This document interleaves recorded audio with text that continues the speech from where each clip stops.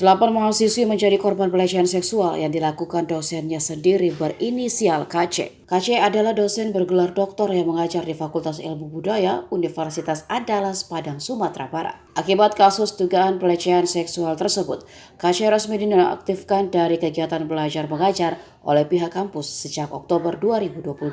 Kasus pelecehan tersebut pertama kali viral usai akun Instagram @infounan mengunggah banyak bukti terkait pelecehan oleh KC terhadap mahasiswinya. Atas kasus tersebut, Dekan FIP Unan Herwandi pun mengungkap sosok KC yang diketahui kini berusia 50 tahun lebih. Ia mengajar di Prodi Sastra Minangkabau dan Kajian Budaya. KC diungkap telah menikah 2 kali. Terduga pelaku pelecehan seksual, KC diminta meninggalkan rumah dinasnya di lingkungan Unan.